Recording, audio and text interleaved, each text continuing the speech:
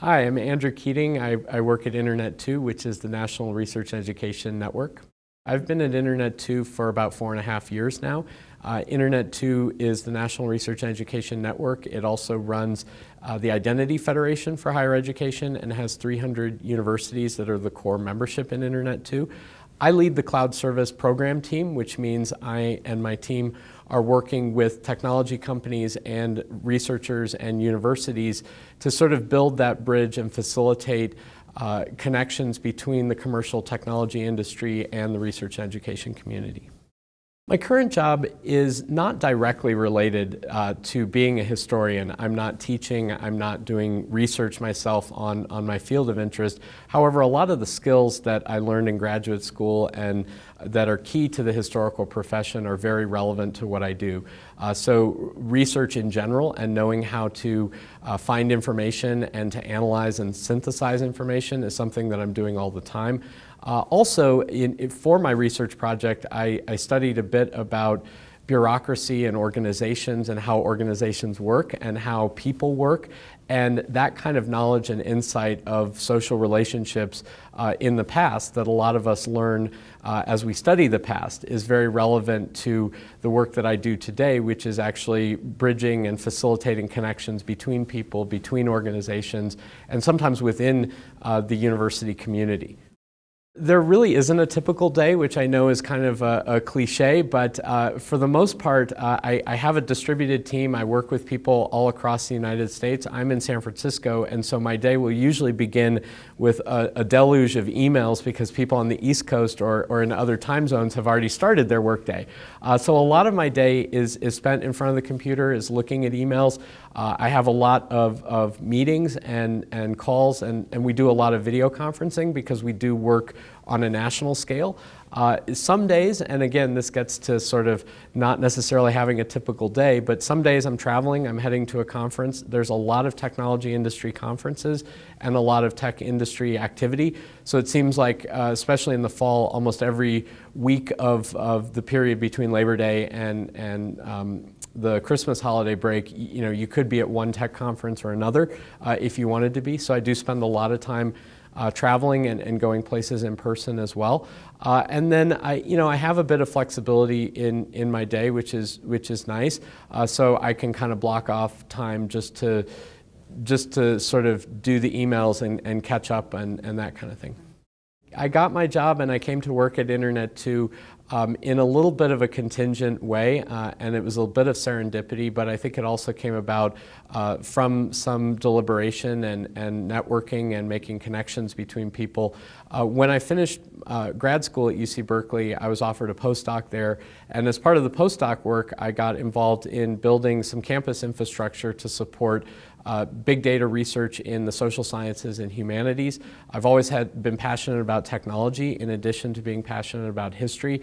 And so I was able to kind of start doing that kind of work during my postdoc period at Berkeley. I also got to know a lot of people on campus throughout that work, including Berkeley's CIO at the time, who when he moved to Internet2, started talking with me about the work that he wanted to do at Internet2 and ultimately offered me the job that I have today.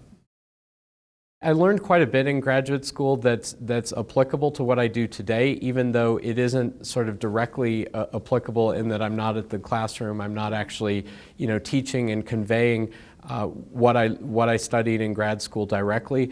Some of the skills, such as analytical skills and being able to synthesize information, being able to read through large amounts of information and kind of synthesize it down to the main ideas or understand and get the gist of something, being able to communicate what you read and what you learn, and being able to express that to people with different backgrounds, different levels of expertise.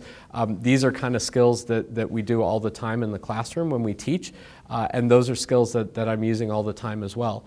In addition, I did some kind of self-paced work when I was in grad school to facilitate my own dissertation project, which involved tinkering and writing some code and building my own customized database to store my research materials for my dissertation. And so that gave me, I'm not a programmer by any stretch of the imagination, but it gave me some level of technical proficiency and aptitude so that when I talk to people who have a lot more technical proficiency and aptitude than I do, it means we can kind of speak the same language, or at least I can try to keep up with what they're doing.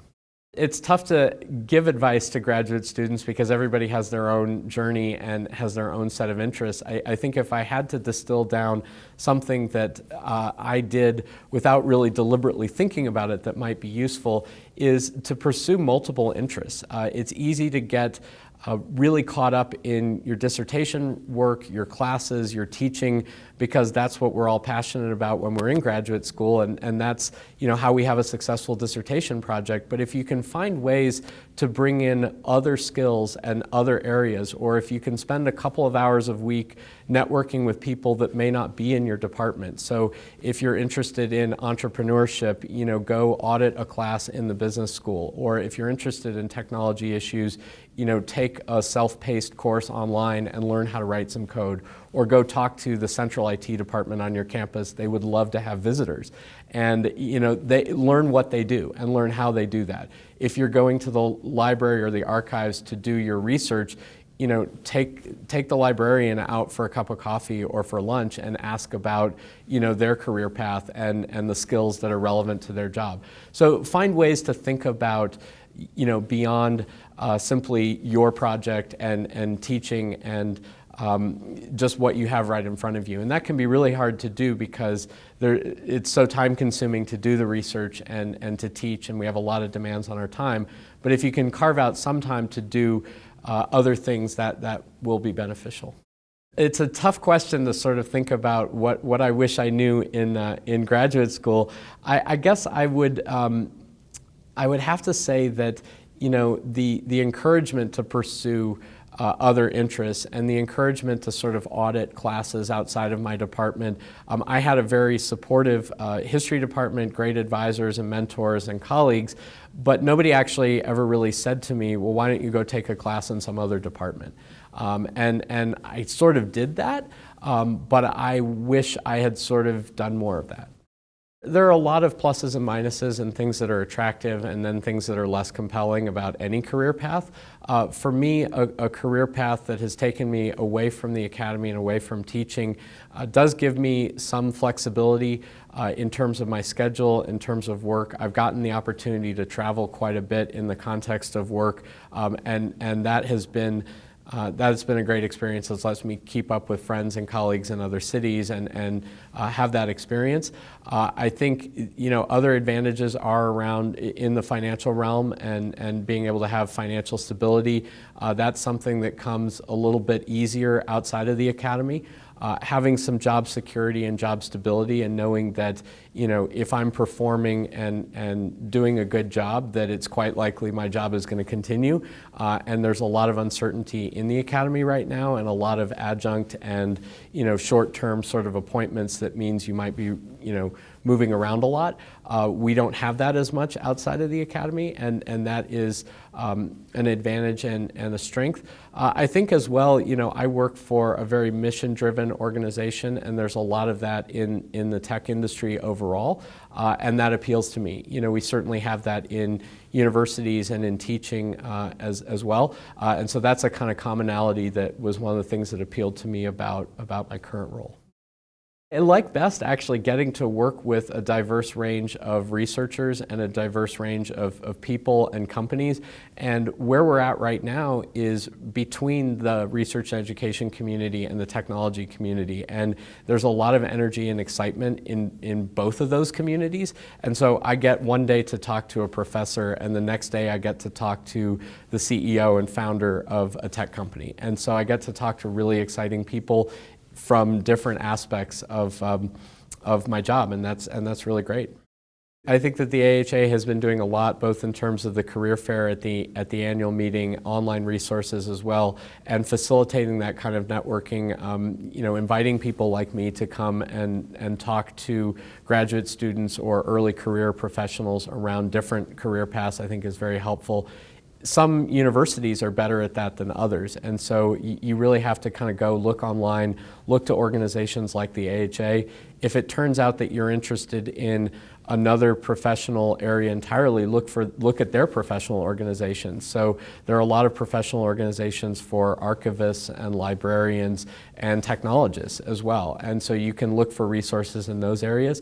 I think as well that just the networking of your own personal network and someone in your department who might have a spouse or a partner or a family member or a colleague that is doing something that interests you, it's good to let people know what you're interested in and what you're thinking about, and you have no idea how 2 or 3 degrees removed from you there might be somebody that could be really helpful and give you some advice. I think in the world outside the academy, a lot of people are on LinkedIn, and that is the kind of standard that is used. I've seen it used a little bit less frequently among academics, and so that's something that if you don't have a LinkedIn profile and you're not connecting that way to colleagues and friends of friends and colleagues of colleagues, that might be something good to set up as well.